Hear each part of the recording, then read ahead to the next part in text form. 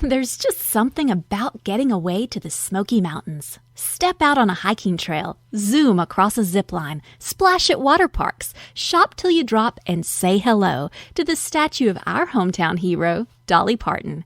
Discover the thrill of visiting the Smoky Mountains and reconnect with those you love the most in Sevierville, Tennessee. Learn more at visitsevierville.com. That's visit SEVIERVILLE.com. Meyer brand snacks promise the great value you expect with a quality guarantee in every bite. And summertime snacking is our most favorite snacking season of all because Meyer brand makes it deliciously easy. From new lemonade flavors to classic ingredients for backyard s'mores to creamy ice cream varieties like new limited edition Purple Cow by Meyer Very Berry Americana with ribbons of real strawberry and blueberry swirls waving in creamy vanilla ice cream. Stop into Meyer and discover big taste and bigger savings on Meyer brand summertime snacks. Welcome to the Vibe Within podcast. I'm your host, Gab Cohen. Each week, we will connect through stories and conversations about wellness, yoga, addictions, spirituality, mental health, rituals, and everything in between. The goal is to transform our traumas into strengths to create the change we desire in our lives. My mission is to help others by shining awareness on real-life topics so we can learn new ways to heal physically, emotionally, and spiritually. Whatever you are going through in this moment, you are not alone, so let's connect and heal our vibe within.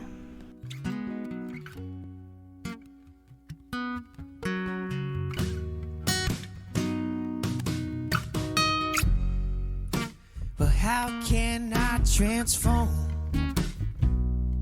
resistance?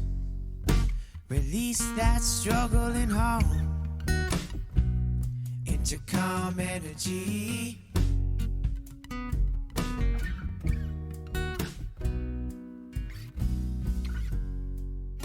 Well, I will make something. Hey guys, welcome back to the podcast.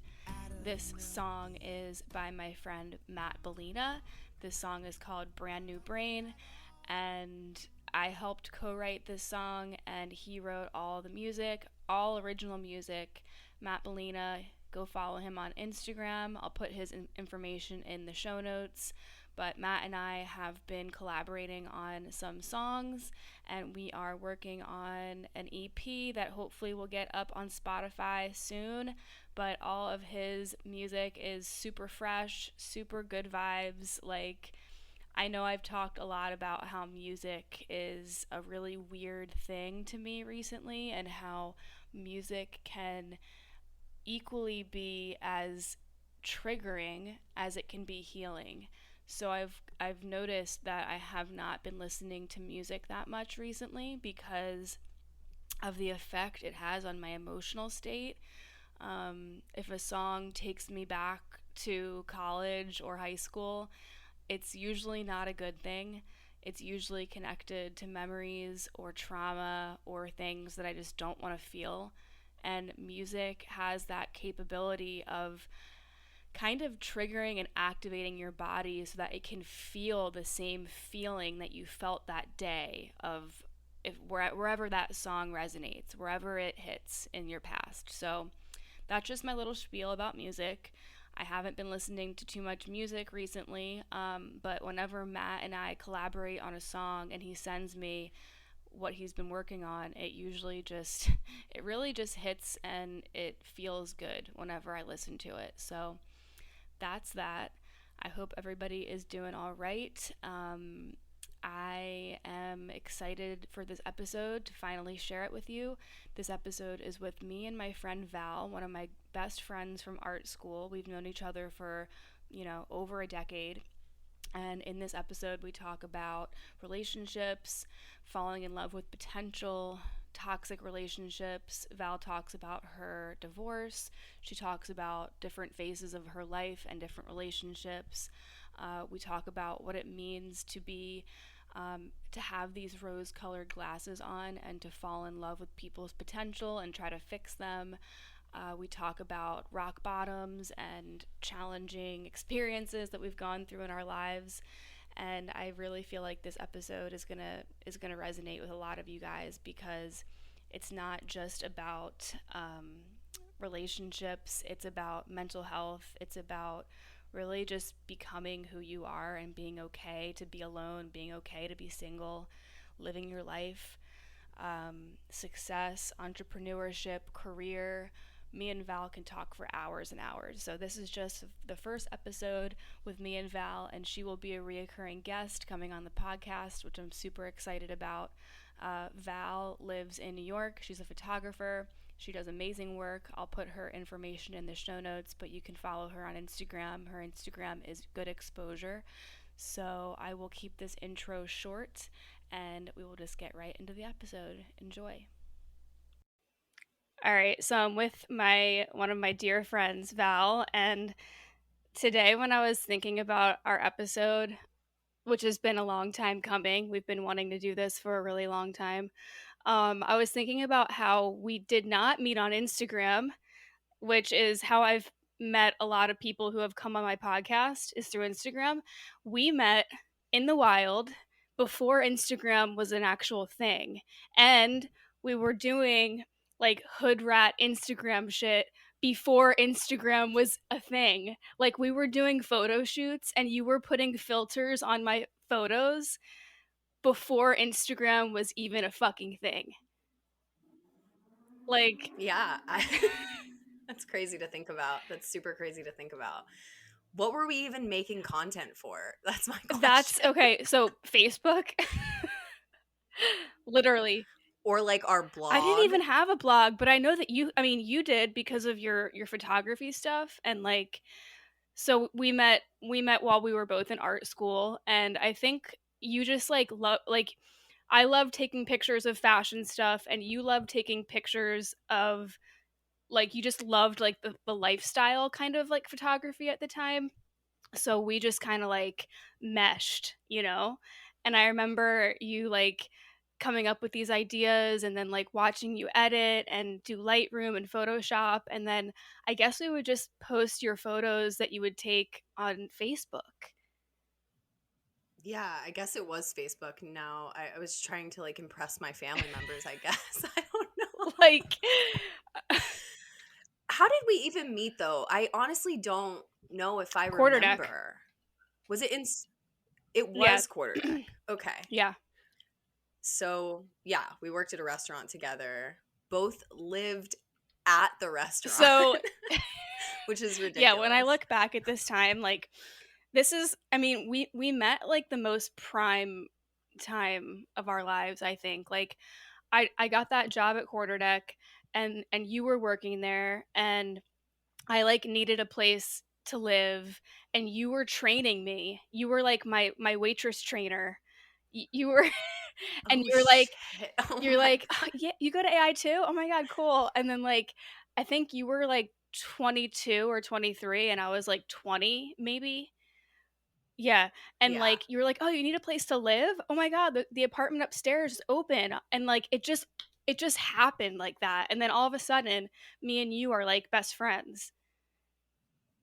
Neighbors, coworkers, peers, friends. Like, it was crazy. We hung out together all the time. It was so fun. Yeah. I had no money, but I had no worries either. So yeah, well, so at that time, we were obviously in art school, and we were like struggling financially. You were in a relationship at the time, and we will get into relationships and stuff. And I feel like that was the prime time in my life. I don't know about yours, but it was like when I was dealing with like codependency and like falling in love with dudes' potential, and like seeing them through rose-colored glasses. Would you say that's how you were at that time? Oh, definitely. I mean, I was dating a guy that worked at the restaurant. Okay, wait, one side note. If we talk about guys in this podcast episode, we're going to give them nicknames. So we're not going to give any real names. Everybody can calm down. We're not putting anybody on blast. So you can give him a nickname. Totally. Yeah, I was just thinking, I don't want to put out his name, but I will just call him, I don't know, kitchen guy. Perfect. He worked in the kitchen. He was exactly that. Like, looked like he had tons of potential. He came from a good family. He was in college when I met him, to become an architect. He had his own car, whatever. He had a job.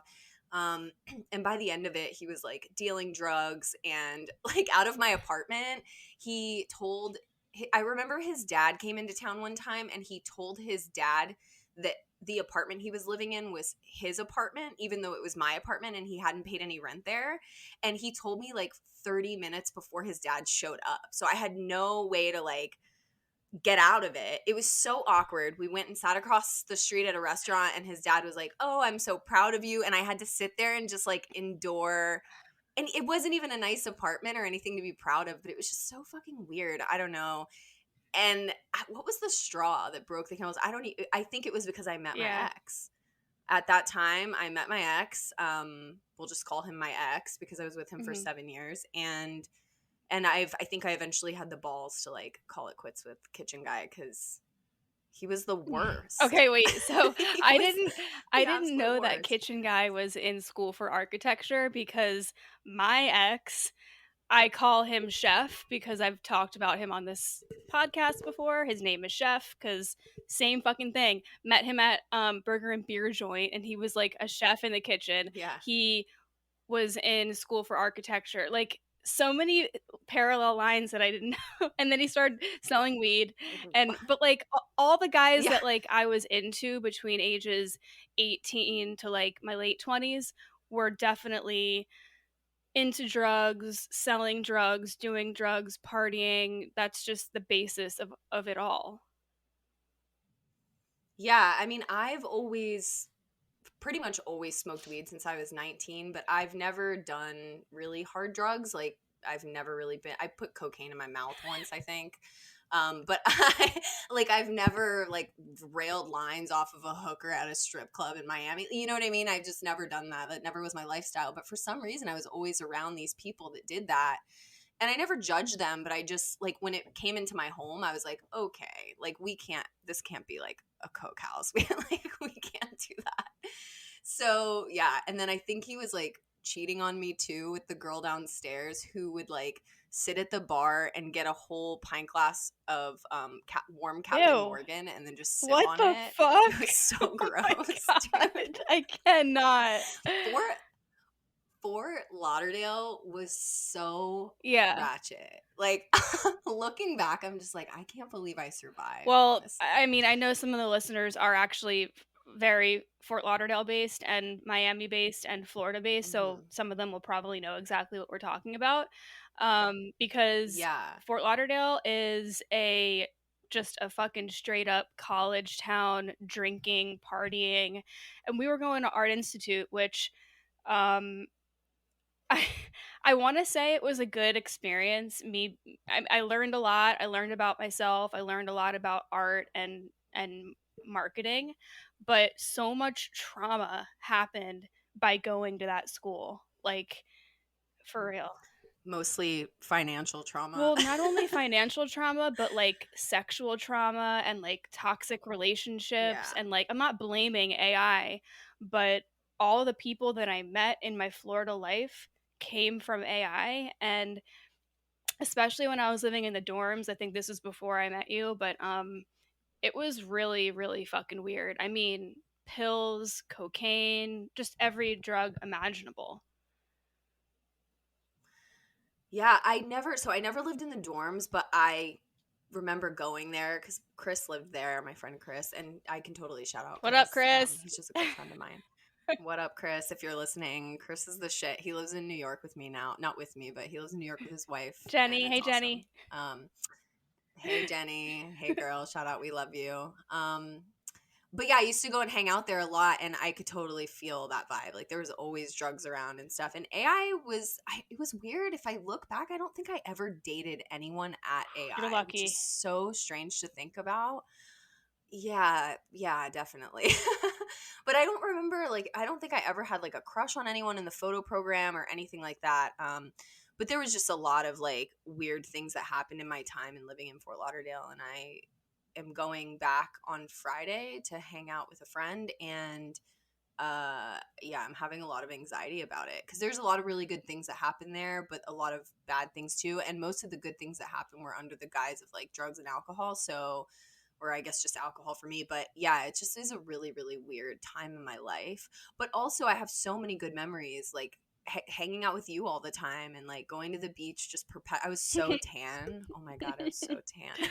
Yeah. Well, I think that you have every right to be kind of like a little worried about going back to Fort Lauderdale because it like when you go back into those environments and like your body gets like activated and like just like when you listen to an old band or like when I listen to Modest Mouse, it just instantly brings me back to art school. Like there's music that will take you back, there's places that will take you back, and it's like a lot of like good memories, but like nostalgia is sometimes really uncomfortable.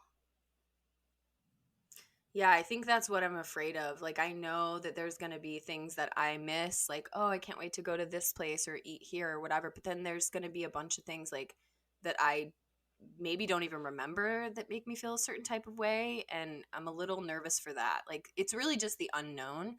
But I'm in a good place right now and I feel like I can handle it. Um, it's just going to be really, really weird. I've lived in New York for 3 years. I've only been to Miami twice since I lived here, and I always fly into MIA and just hang out. And I never go into Broward at all. So, yeah, that's going to be really interesting. Yeah, me too. I haven't been to Fort Lauderdale in a really long time. The only time that I've visited Florida is Miami, and the last time that I went there was really triggering and really weird, but also like a very deep like soul learning experience. Like I wrote a lot and like got closure with Chef, my ex.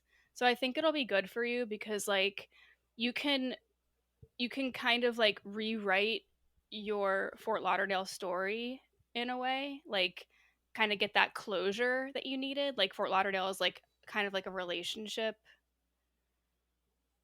Definitely. Yeah, I mean, you were saying that the other day, and I think it's like I also feel pretty powerful over like my mind and body right now. So I think it'll be fine. I just maybe I do need a little closure there that I never even kind of knew I needed, because I know the last 2 times I've went to Miami, I've left very annoyed, like at everything. I mean, the first time I went back was I think after a year and a half of living in New York.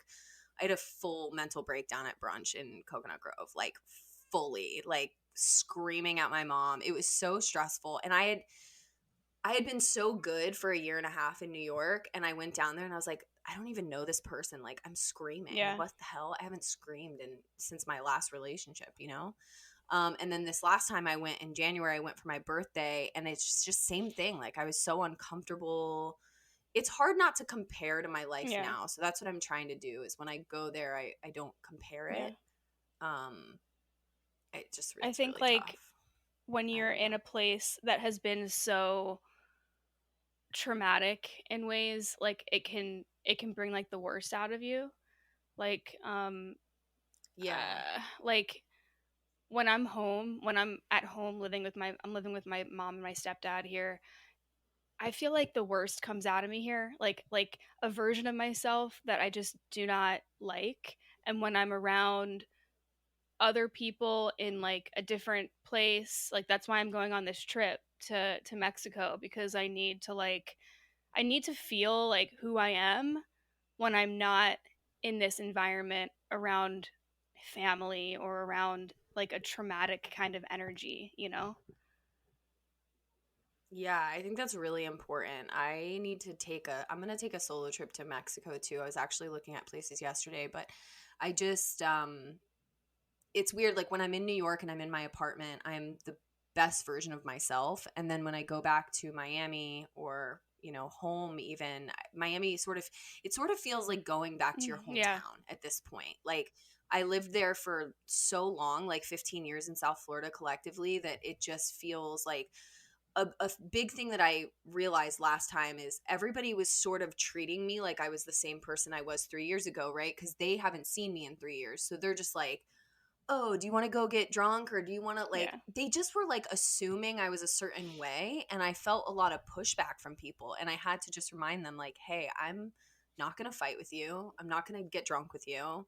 I'm going to go to bed at like 10 p.m. and wake up and probably go for a bike ride. Like, that's my life now. And it was really, really hard to not be judged on who I was 3 years prior. Not to mention that, you know, I had like some of the best parts of my marriage and the worst parts of my marriage there too. So that's always like really triggering. Plus, I mean, just like off topic, people are super fucking rude in Miami. I never realized that. Like, not everyone, obviously. Some of my best friends live there, but I just never like realized it when I lived there. And then I moved to New York, and everyone is so nice here. Like, they don't want to talk to you ever, but if you ask them a question, they'll literally walk you to wherever you need to go and be like, you good?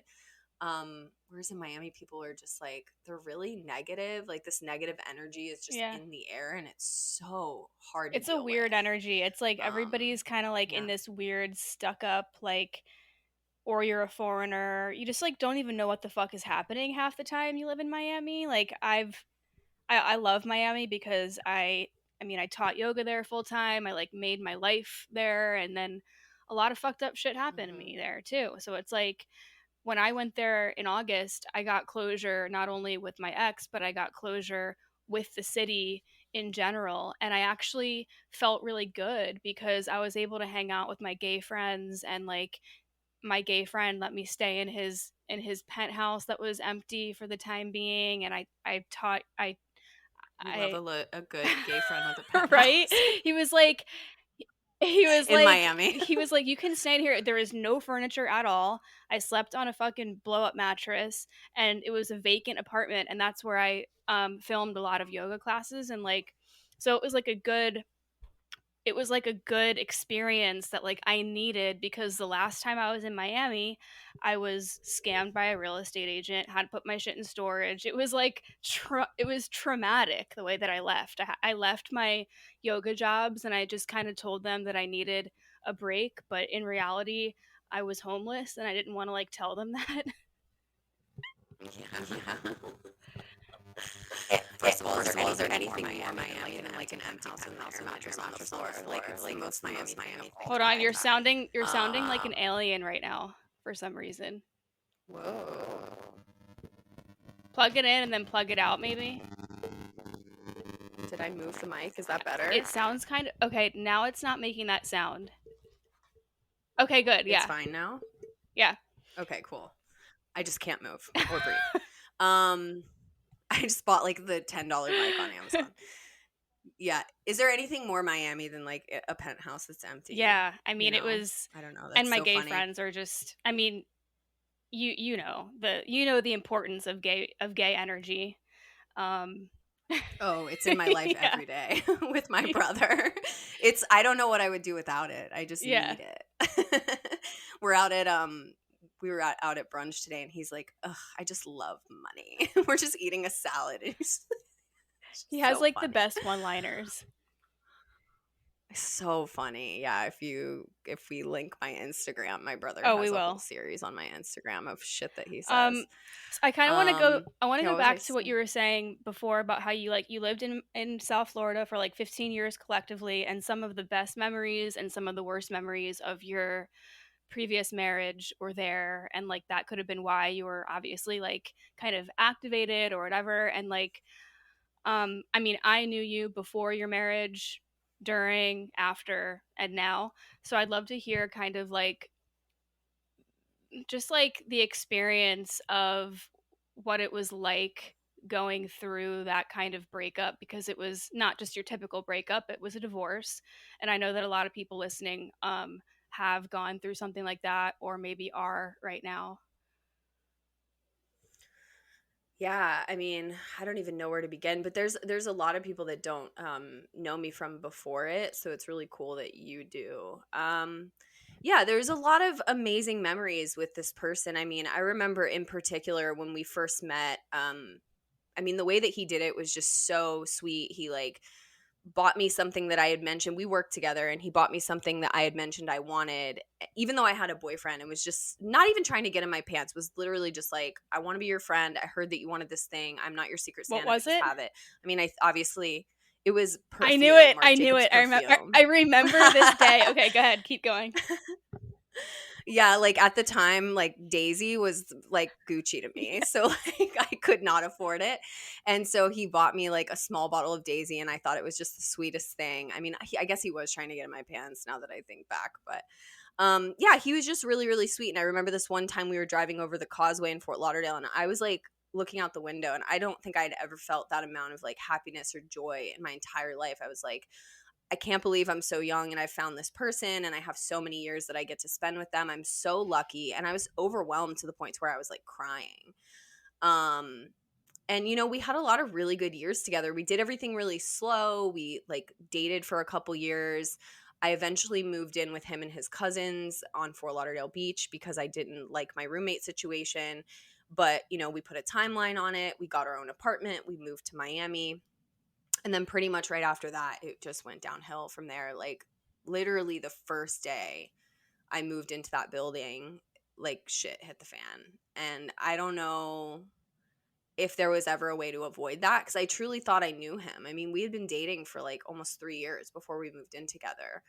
So I don't know how much more patient I could be or how much I could have gotten to know him even more. I was living with like his family members. So yeah, and he turned into a different person. He was like jealous that I was talking to the neighbors because they were two guys. And I remember him saying like, oh, if you just want to like go fuck them, you could fuck them or whatever. And It was just really toxic from that point on. But it was weird because I was already so wrapped up in it and I had all these super happy moments that I really wanted to make this work with this person. So literally I put in like 3 years of work. And then I would say the last year that we were together, I had just kind of given up. Like I started removing myself emotionally from this situation. I eventually flew to Germany to see a friend. I had no like preconceived idea that I would like this person. I just was like, I need to get out of this house. I need to get kind of how you're going to Mexico. I just needed to remove myself and see who I was in a different situation. Yeah. My ex couldn't travel at all because of his status as, you know, he was an immigrant. And so we did a lot of traveling in the U.S., which I thank him for. But I couldn't travel abroad for like 6 years without him. I guess I could have, but I was in a codependent toxic relationship too, so I didn't. And yeah, and then I just like, I went over to Berlin. I like thought I fell in love with this guy, but I think it was just a cry for help. And yeah, I came back, split up with him, and whatever. It just from there on, I don't know how much detail we should go into, but from then on, it was just like a chapter of like growth. I put myself in therapy. I tried to get him into therapy. I moved back to Miami, moved to Berlin, moved back to Miami, and then lived on my own for a year before I decided to move to New York because he just was not trying. I mean, I would drive him to therapy and he wouldn't even like want to go. I would be like, I'll literally make the appointment and give you a ride, and he just wasn't having it. So I had to send him kind of an email just like, I'm moving to New York. And we have been, well, up until December, I think we were only married for 2 years and we've been split up for 3. Wow, has it been that long already? And Holy shit. Yeah, so tomorrow is my 3-year anniversary in New York, and him and I split up a year before I left Miami to come to New York. So it took like 3.5 years for us to get divorced because he was uncooperative, to the point to where I eventually just hired a lawyer and it just went through. So yeah, that's where we're at now. And it's weird because like I had so many years of being able to process the divorce, unlike most people, that when I got the email that I was like officially divorced, it literally came through my email. I was on a mountain in Southern California directing a pharmaceutical commercial. And I had like a whole team of guys underneath me, and like I was the studio manager and the retoucher, and I was just fucking killing it. You know what I mean? Like I was like at the pinnacle of like where I wanted to be.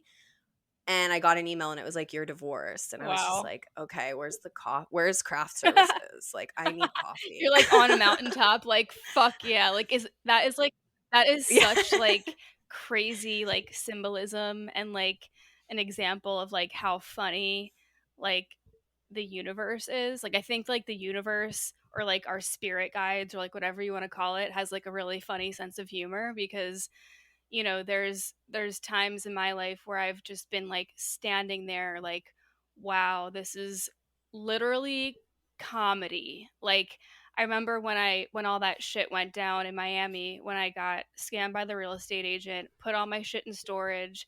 I was literally homeless for a week teaching yoga. And the day that I literally put all my stuff in my storage units, this client of mine, this billionaire client of mine from Epic Hotel, texted me and said, "Hey, it's my birthday. Come to Zuma. We want you here. We want you here at dinner." And I'm like, I'm wearing fucking sweatpants. I look like a crazy person. And he was like, "We don't care." Like, and they really don't. They're like the coolest old guy ever. I may or may not have done some weird things with him for money, but he invited me to his fucking dinner, and I was like, I walk into Zuma, and I'm like, crazy messy bun, Vans, like sweatpants, like sweaty, smelling like shit. I do not fit into Zuma. And like when I sit down at the table, everybody's like, "Oh, can we get anything?" Blah blah blah. Like they had Coke, they had like, and it was just like, this is comedy. Like, I'm literally homeless and I'm sitting in like a 5-star restaurant in Miami. Like, it just makes no fucking sense. You know what I mean? So I feel like Spirit kind of like throws us some like bones, and that was like your moment where like Spirit threw you a bone and like just kind of like gave you that gift. Yeah, everything certainly aligned. And it was like funny too, because I was crushing on this guy the whole time I was there. And it was like day 5 of 10 days on set. And he is in a similar situation where he's been married for 3 years past his separation, and he's trying to get divorced and whatever. It's like really difficult for his partner to process that information, I suppose. But yeah, like day 5, I was like, oh my God. And I told him I was divorced. He was like, oh my God, congrats. And then day 10, we were just like, I was like, I looked at him on the last night of being on this trip, and I was like, we should make out. Yes. Like, he's like, what? I'm like, yeah, dude. Like, I'm fully divorced. Like, we should I'm make full out. blown divorced. Full fucking blown. It was awesome. But it's kind of weird to not cry about it. That's definitely like, it was so anticlimactic in that moment. It was a little bit of comedy, but it was just like also so anticlimactic. It was like, what is even happening? Yeah. Okay, sure. I didn't think this. I thought what was going to happen too, and this is because of COVID, I thought I was going to go to Miami, put on an epic dress, go to the courthouse, have my hearing, get divorced, see him, say good riddance. I thought I was going to have like this closure moment, and it never happened. Yeah, it never happened. So I've been working on trying to find closure in my own way. I think I'm finally there. But yeah, that's part of the reason why I got a therapist a couple weeks ago. Well, I mean, I love therapy. Shit. My cats are driving me crazy. They just keep either running in or running out. So it's either choose one or the other. I saw it jumping around. Well, so when you're explaining your relationship with your ex, that was a very like hyperlapsed kind of version, but like something that came up that I wanted to talk to you about is just like how we fall in love with like this version of them, and then how much they can change in an instant. And like that has been like the common thread of like all of my relationships with guys, even if it's just like a fling, even if it's just a fuck buddy. It's like 1 minute they're like totally into me, they're like so great, even if it's just potential, it's like they're just like a good human, and then all of a sudden something changes, and it's like, what is that? Yeah, I mean, it's really jarring when it happens after 3 years and you're like, you have boxes in an empty apartment and you're so excited. That's like really fucking sucks. If it happens like while I'm dating somebody, I almost just don't even care anymore, because I'm just like, whatever. I kind of expected this, sort of prepare for the worst, like you were saying yesterday. All right, let's be real. Buying vitamins and supplements can become overwhelming and super stressful. Honestly, I find myself in rabbit holes on the internet trying to find the lowest prices for the best supplements, and it can feel like a full-time job. If you're anything like me and really into healing holistically through vitamins and supplements, then using Care Of is a great way to simplify the entire process.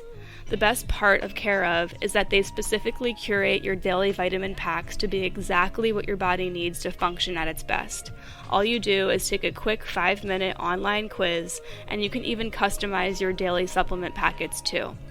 Not only do they have top quality vitamins, but I've really been loving the single packets of probiotics, the Chill Factor, and the Dream Team single packets, which can promote healthy relaxation and sleep, which I need all the help I can get in that department because I have insomnia. And since I have a lot going on health-wise, I'm trying to balance out my hormones, my autoimmune symptoms, and regulate my digestion. It's been really nice to not have to worry about buying all these bottles of supplements. Care Of makes it easy and effortless. Supplement shopping can become so expensive too, but with Care Of, you're really getting exactly what you need for a fraction of the price. So for 50% off of your first Care Of order, go to takecareof.com and enter code VIBEWITHIN50. Take out all the pressure and the stress when it comes to getting your vitamins and your supplements, and go to takecareof.com and enter the code VIBEWITHIN50 for 50% off your first order. It's kind of happening to me right now with somebody that I've been talking to. I just feel like he's stopped trying to like win me over or impress me or something. And I don't know, it's just been really, really weird, but it feels like a switch. But yeah, it's weird that like, I think what it is, and I've thought about this a lot, is like my perception has changed too of what I need in my life. And that kind of scares me because what if I fall in love with somebody at 33 and then at 43, that's not the right person? I think the key is looking for people that have the same long-term goals as you, and like somebody like my best friend who I've been able to like ebb and flow and grow and change with. We've definitely been at different places in our life. It's same thing with you and I. Like we're best friends and we've been at different places in our lives a lot of times, but we've come back and met at the same place a lot of times, sort of how we're doing now. I think that's important in a relationship too. And I mean, when I met my ex, I was 21 and I just was like, oh, he drives a used Mercedes. Like he's my prince, you know? I didn't even like, I thought that's all you needed. That was like, I just such low standards. So I mean, my standards were I didn't even have them. Yeah. It was like a negative standard. So he was nice. He was cute. He had a great smile. He drove a used Mercedes and he had a job. And that's all I cared about. Like he bought me $90 perfume. Like I was a princess. So yeah, it was really not good. Yeah. And now it's like almost like a curse now though, because I'm 33 and I'm like, are you a dad? Like, can you be a dad? Can you raise a child? Like, do you have potential in your career? Do you love New York City, or are you willing to move to New York City? Because I don't want to leave here. That's so it's all these like bigger that's decisions. Like your non-negotiable. Yeah, I mean, at least for now, I definitely see myself maybe having a home out in like Utah, or I just I want to go to Utah so bad. I mean, it's seriously just, it's Mars, first of all, but like, it's just the best. It's the absolute best place on planet Earth. Like if you're into national parks, it's amazing. If you're into the ocean, it's like the worst place ever. But yeah, if you're into like hot springs and the Colorado River and all of that, it's just incredible. But yeah, I think my non-negotiable is like definitely I'm going to be living in New York for a pretty extended period of time. I just like the lifestyle here. So I don't know. I just ask myself all these big questions now when I meet people, and it has way less to do with like, I see women that are like, oh, he needs to be 6'3". I would literally date someone that's like 4 foot tall. Would you really though? No fucking way. I went on a date. Okay, straight the fuck up. I have like a thing for Mexican guys. I don't know what it is. I find them short so Mexican hot. Guys. Like our server today, love them, dude. I love them so much. Like I don't know. I think like short. My ex wasn't that much taller than me, but I've never really dated tall guys. But I think that's because I lived in South Florida, and there really aren't tall guys in South Florida. Like everyone's Latin, so they're pretty short. But Yeah, I went on a date with a guy once. I dated him for like a loose term. We went on a couple dates. We didn't really date, but he was shorter than me for sure. Okay. By like 2 inches. He was hot as Oh fuck, yeah, though. I mean, you could be short and be hot. I for some reason I just have like for some reason I've always attracted like tall junkies, drug addicts, drug dealers, skinny as fuck.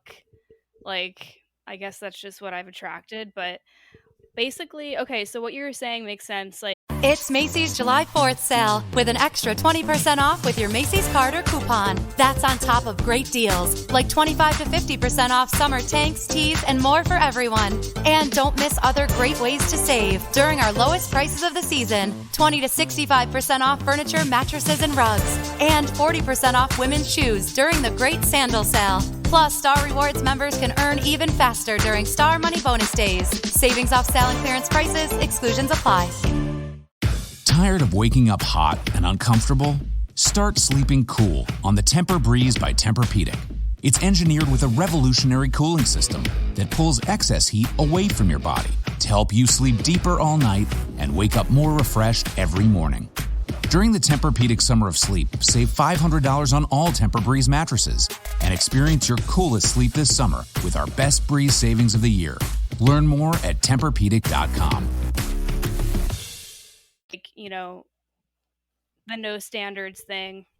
It almost seems like guys like put on this front and like they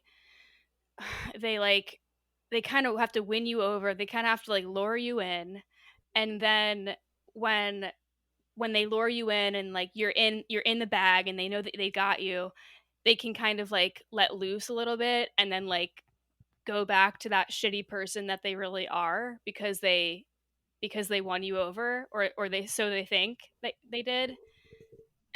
Totally. Is this? I have to. Yeah, make I can sure hear this is you. working. I accidentally No, I can hear unplugged my mic. Yeah, totally. Like sometimes that takes a month for them to reveal their true selves. Can't talk, and sometimes that takes 3 years. I mean, it depends on how good of an actor they are. But I'm always like this fresh out the gate. Like I'm just myself because I don't see any other way. Like I'm not trying to mold myself to be with somebody else. So I don't know. Yeah, it's been an interesting ride dating, that's for sure. Like I've learned a lot about myself, but I've also just learned a lot about the behaviors of other people.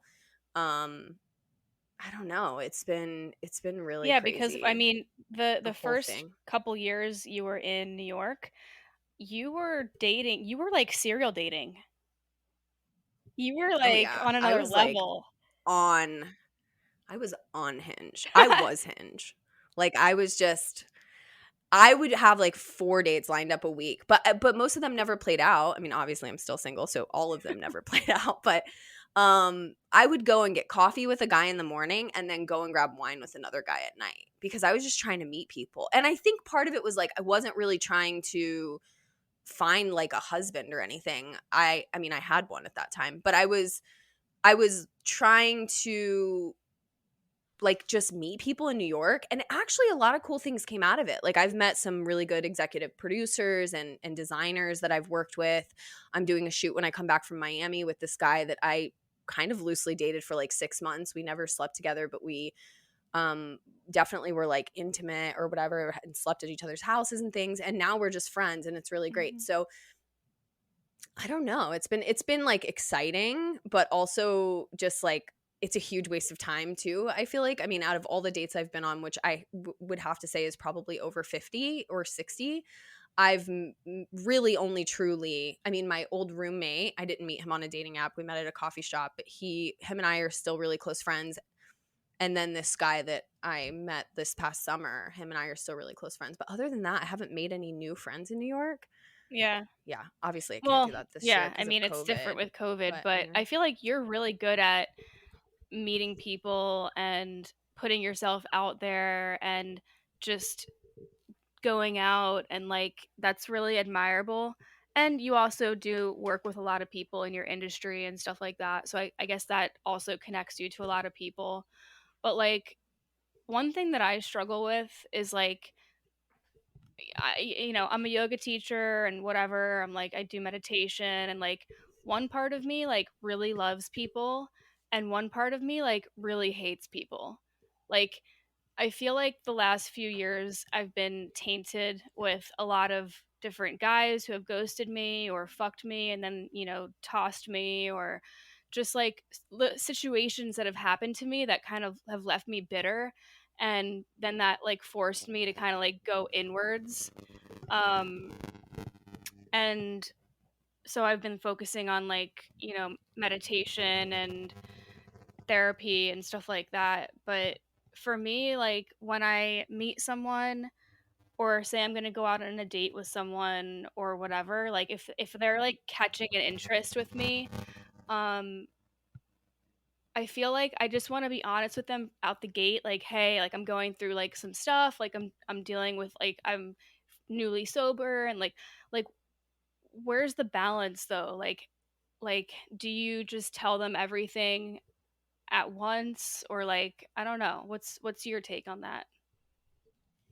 I mean, my take is to definitely be honest up front about everything in your life, whether that's like, your past or something that you're struggling with now. I think if somebody is going to judge you for that, they're not the one for you, period, And it's such a hard pill to swallow, but I just remember like meeting people in college and in high school, and I didn't care about anyone's. Maybe in high school a little bit I did, but in college I was just like free.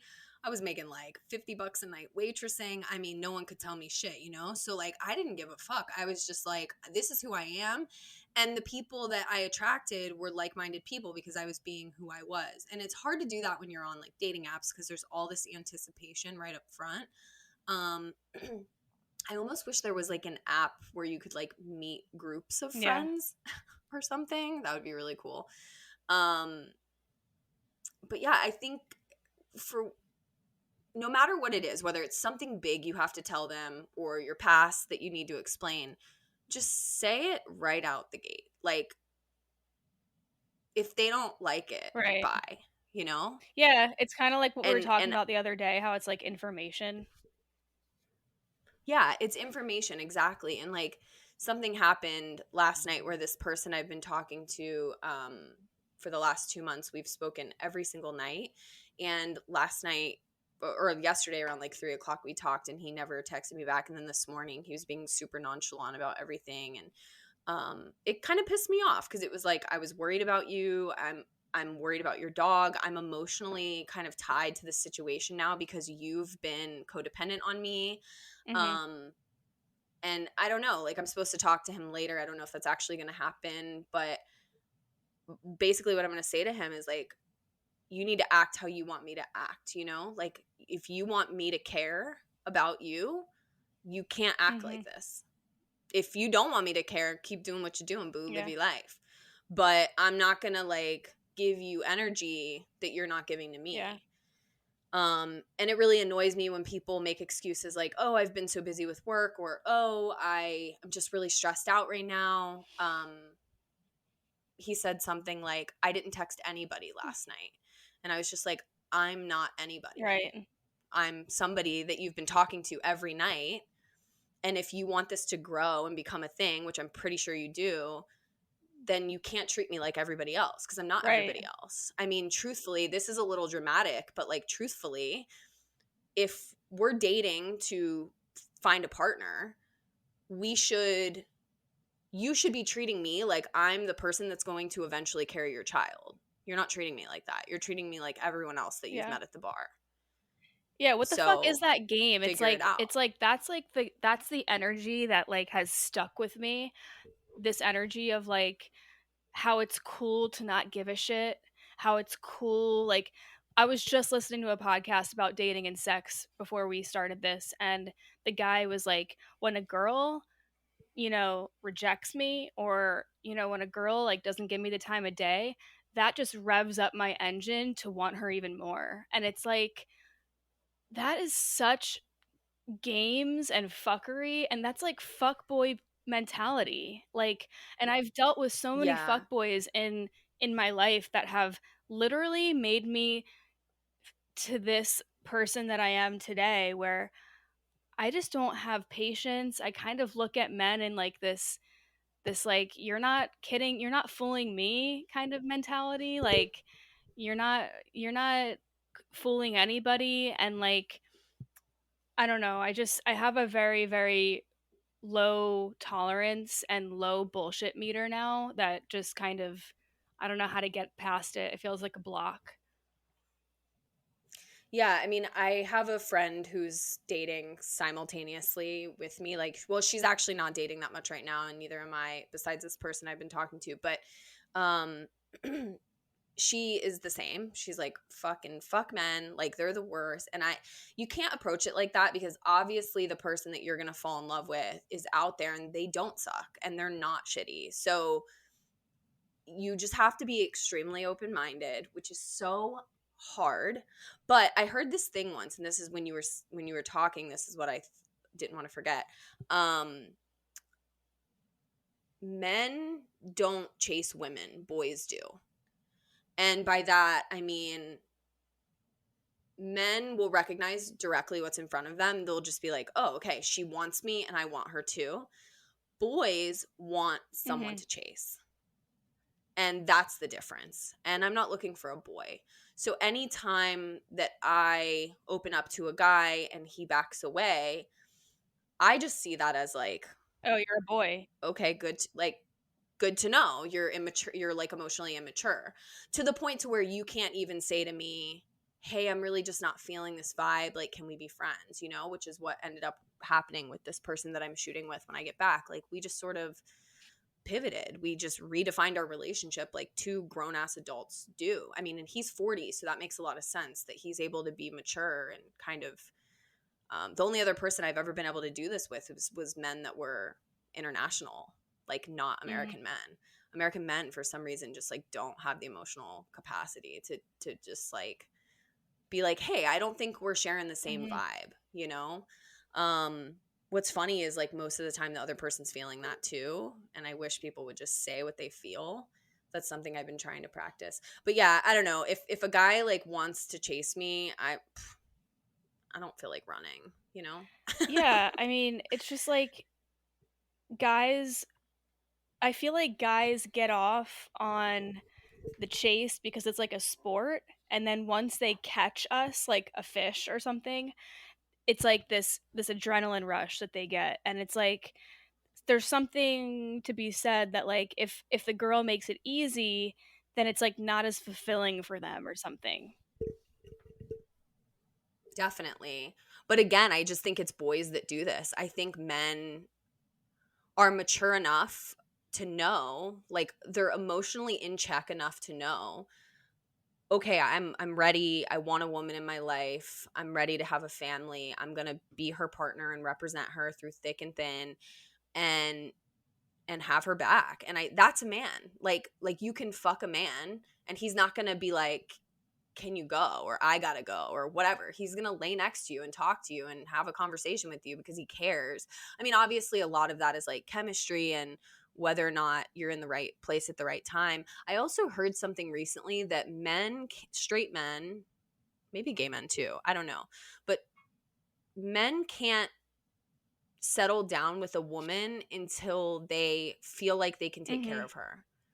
So if a guy doesn't have his career in check, he doesn't have money in the bank, he doesn't have a solid place to live or a steady job, he's just looking to fuck you, period. Yeah. Because they can't take care of you. And that's what men want to do with women they love. They want to take care of them. It's like in their DNA. And not trying to be like gender is not fluid, because it totally is, but I think in certain cases, at least with the men that I date who are like straight cis men, they, they just, that's just how they are.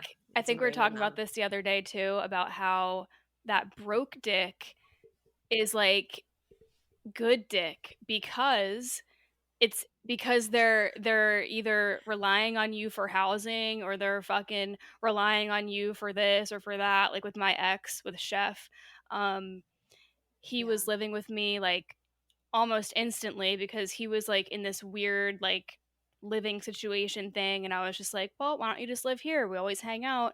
And the sex was great, and he's the first guy who ever like went down on me and like made me actually come, and like it was just this big real revelation for me, and I was like, oh wow, like he's actually like trying to make me feel good and pleasure me. But the reason why that was happening is because he couldn't take care of me in any other way, financially, emotionally. I was on my own shit. I was teaching, I was bartending, he was jealous, you know, all this stupid shit.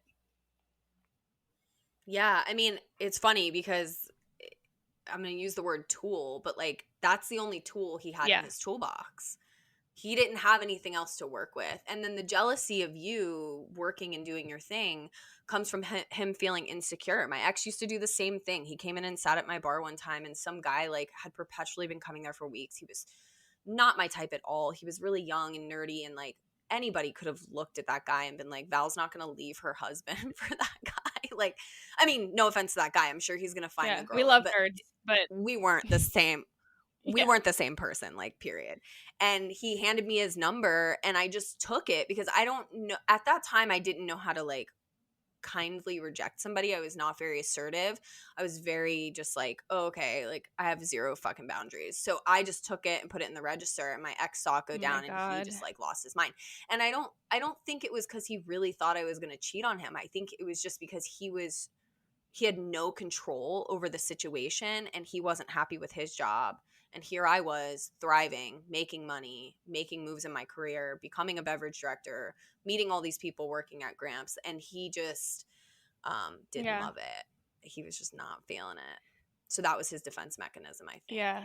I don't even know. That, like, that jealousy piece is just like, you literally can't, sometimes you can't fix it once it's gone that way, once it's gone that direction. Well, I'd love to like move into like our last little kind of segment for this show, which I feel like would kind of be fun because we met when we were in art school and we were drinking and we were partying, and I'd love to like kind of talk about a couple wild sexual experiences that we remember, because some of them we don't remember. Good thing you're not recording this video.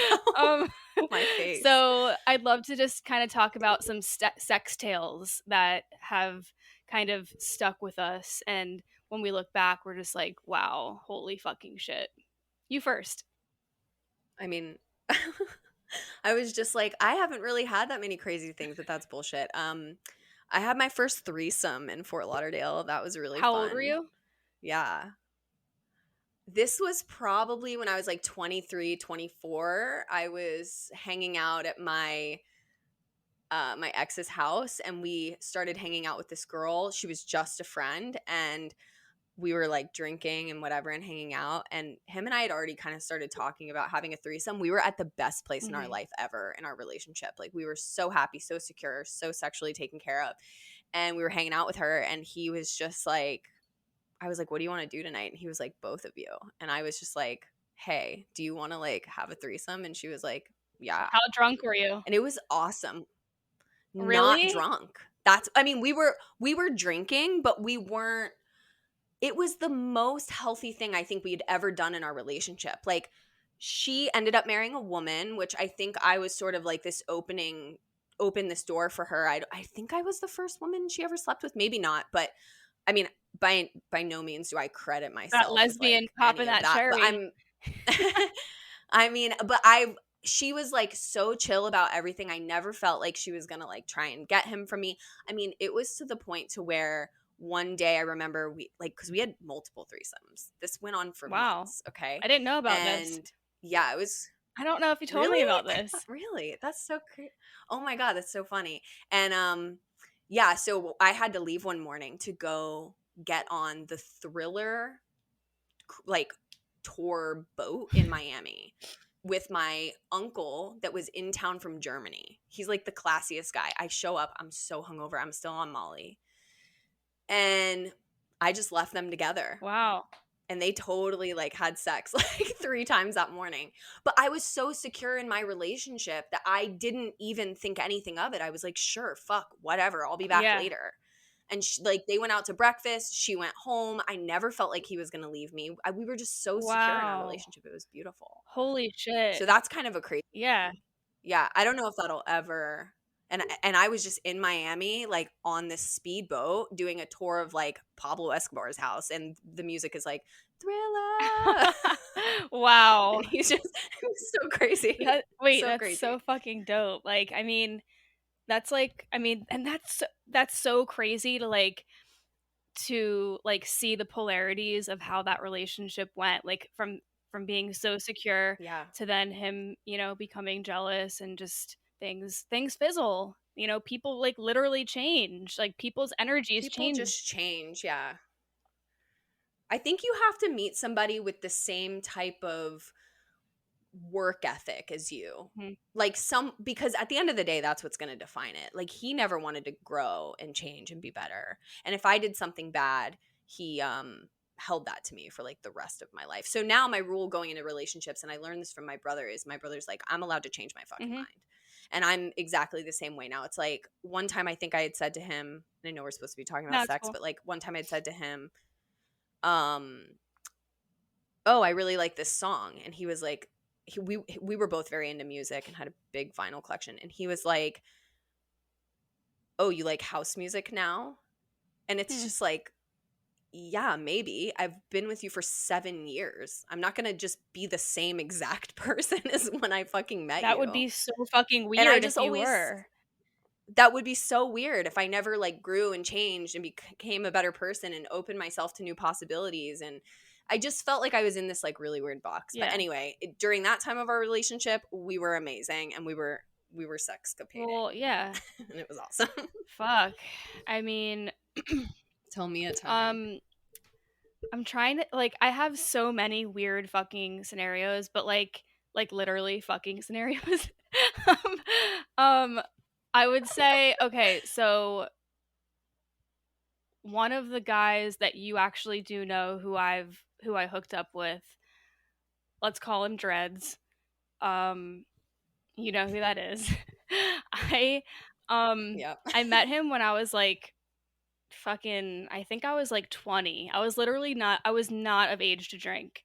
And he would invite me over to the liquor store that him and his family owned, and I would get shit-faced there, and I would just drink and drink and drink.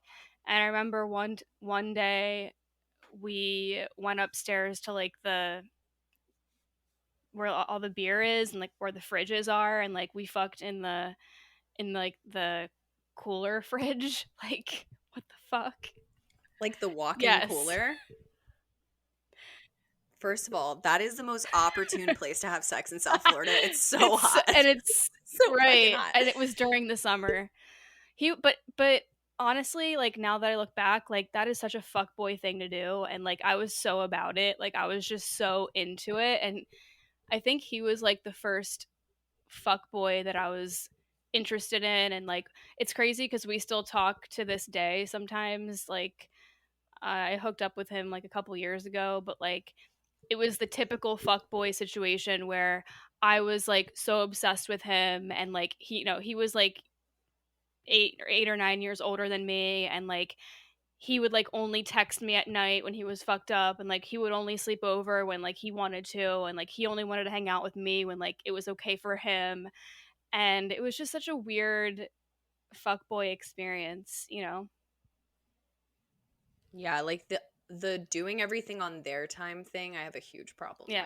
Like if I call you and you don't pick up like 9 times out of 10, but then you call me back and I always pick up, there's a disconnect. Yeah, it's like this isn't, and it's about to be our phones. This isn't just like, I'm not just here for you. Like I'm also a human. I'm also a human with emotions and feelings, and when alcohol is involved, I think it just like inflates their egos, and they just like think that there's nothing wrong. But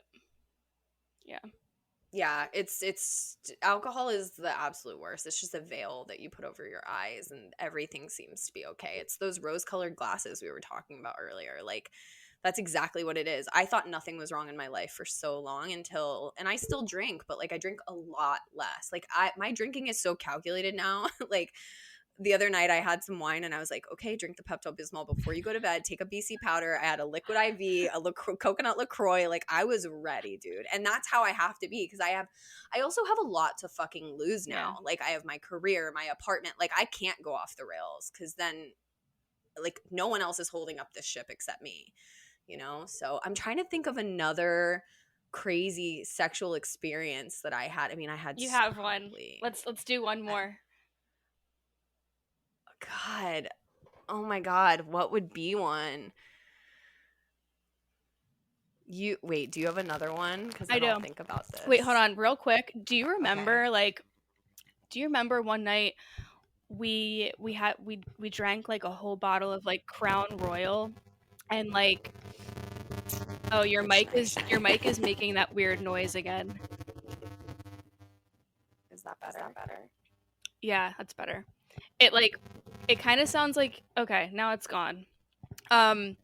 We were drinking Crown Royal, and then we ate a bunch of tater tots, and I just remember puking my brains out, tater tots and Crown Royal, and I literally have never touched Crown Royal since then, and I was probably like 20 years old, so it's been over a decade.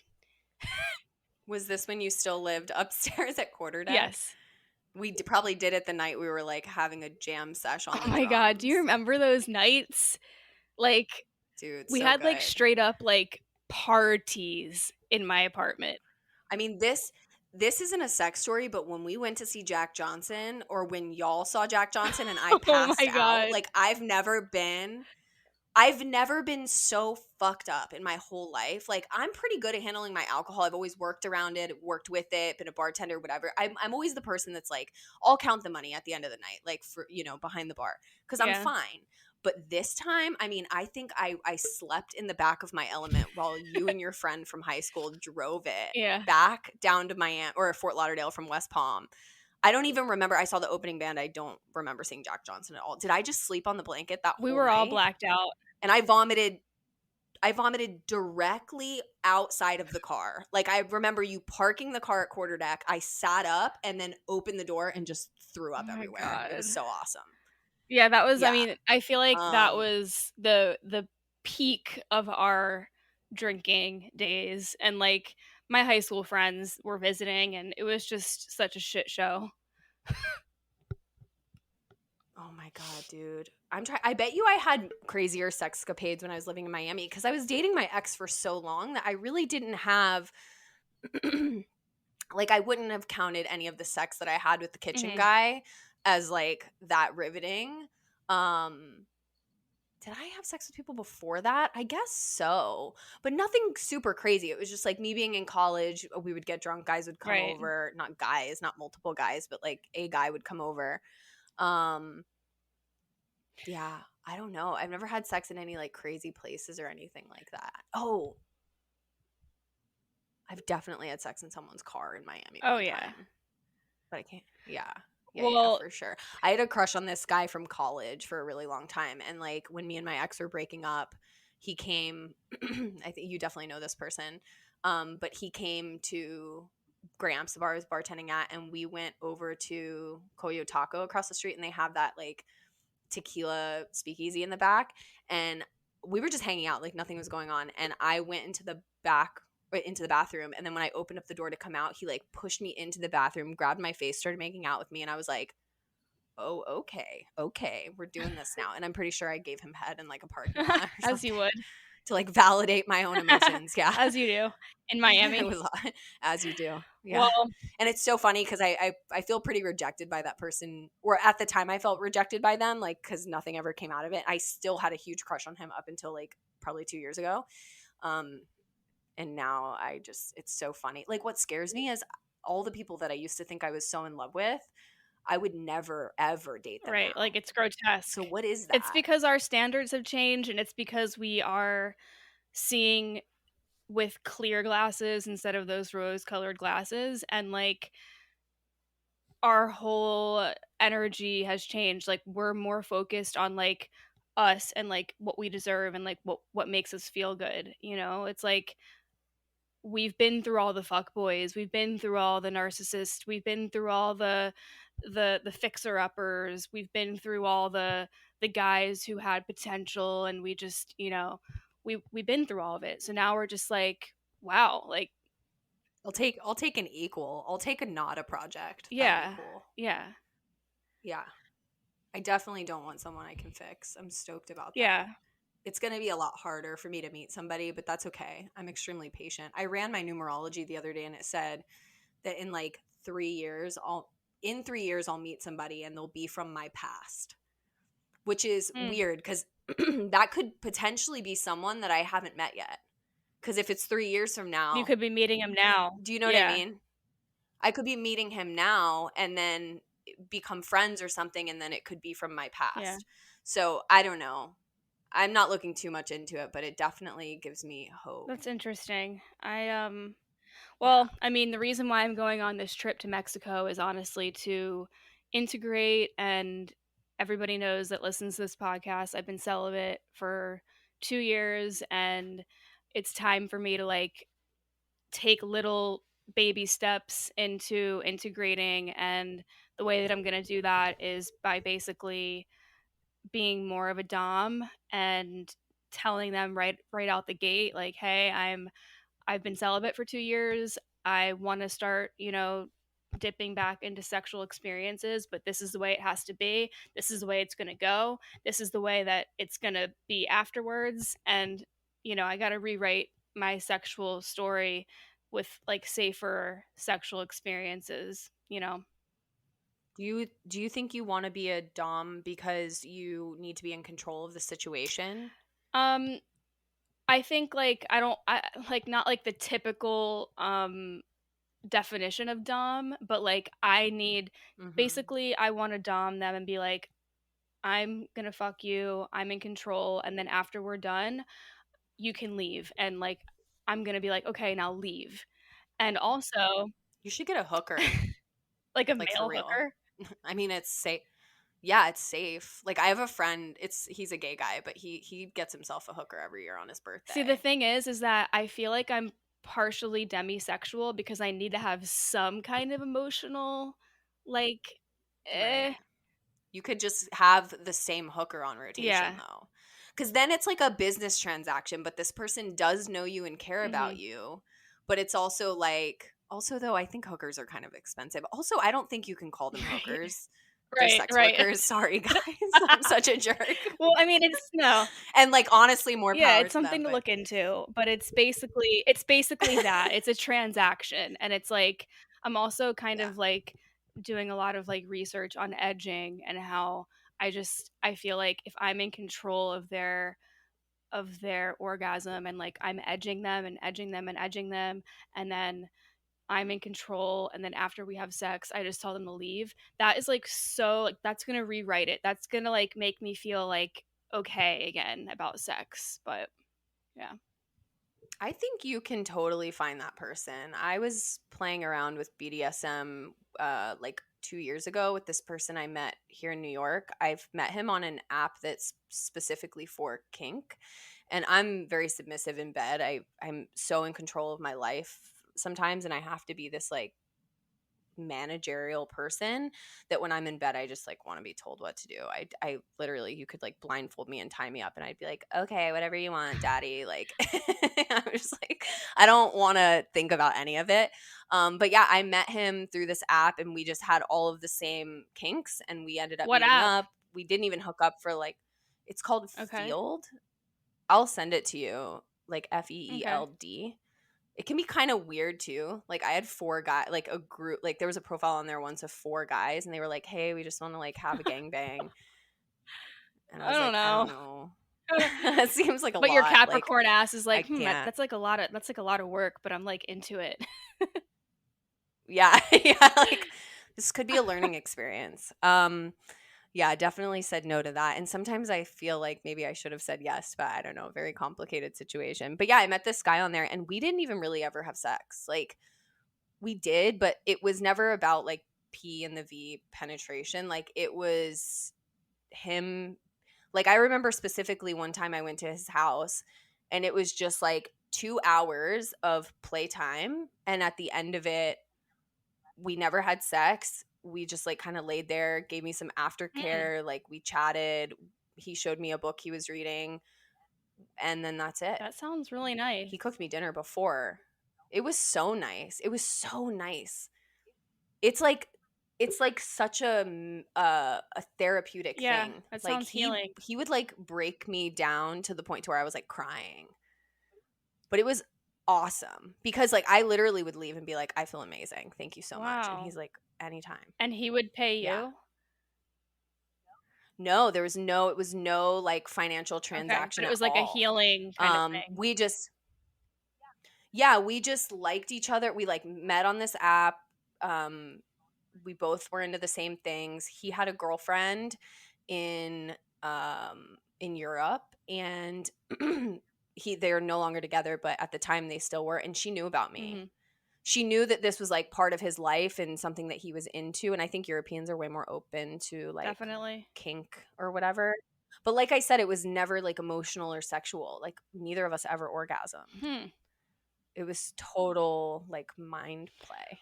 Wow. It was in the category of sex, but I almost feel like it was tangent to sex, you know? Yeah, I feel like this could be a really fun episode to do with you, because I have some weird experiences with like foot dom things that my friend Gina, who we went to Jack Johnson with, she God, there's some weird ass shit that went down in Philly when I was living there, because I was living right down the street from her.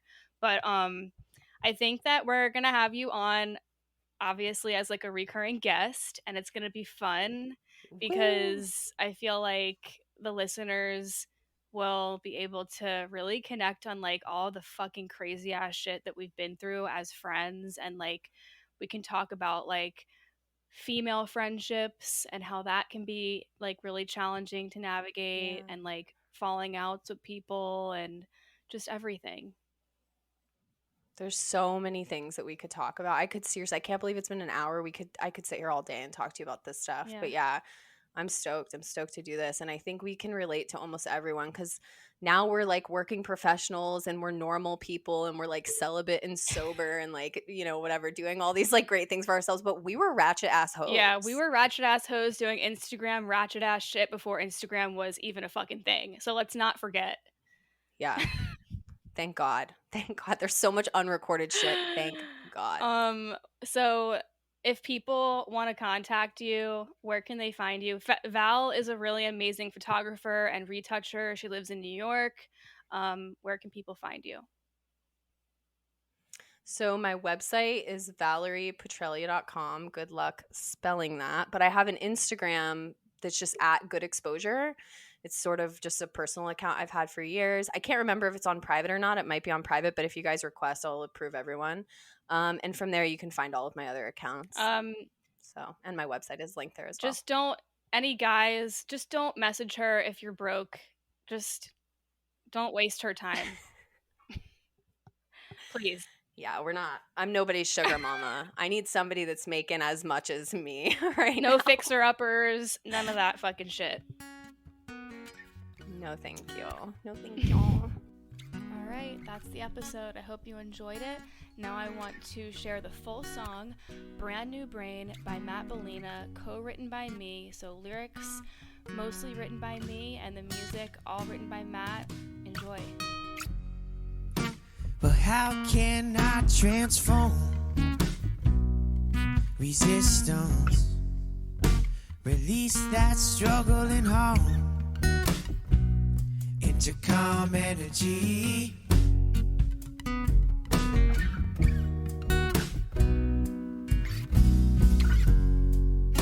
Well, I will make something out of nothing. Nothing at all. You will hear me sing from the skies above.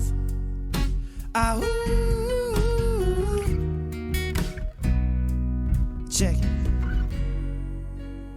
All I have is love, so I let it out.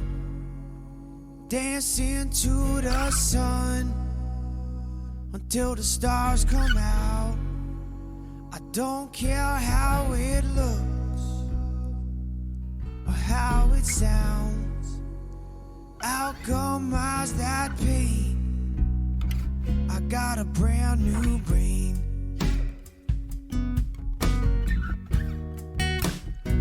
I got a brand new brain.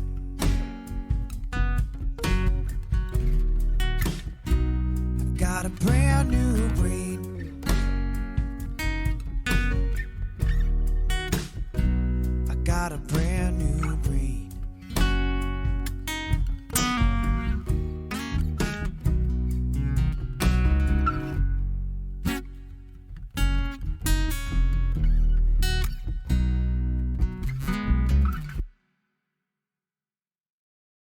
Maddie's believes nature is beautiful, majestic, serene. But human nature is inventive, intrepid, reckless. Nature says, look how many colors I can fit in a sunset. Human nature says, look how many hot wings I can fit in my mouth. But human nature needs nature. That's why there's Maddie's all-natural acid and indigestion relief, a drug-free remedy for human nature, available at Walmart, CVS, Walgreens, and Amazon. These statements have not been evaluated by the Food and Drug Administration. This product is not intended to diagnose, treat, cure, or prevent any disease. It's Macy's July 4th sale with our lowest prices of the season on summer updates for your home, like 20 to 50% off outdoor furniture and the Radley 5-piece sectional chaise sofa, $1,999. And get a free adjustable base or box spring with qualifying mattress purchase. Plus, Macy's Star Rewards members earn on every purchase except gift cards, services, and fees. Sign up today at Macys.com/Star Rewards. Savings off sale and clearance prices. Exclusions apply.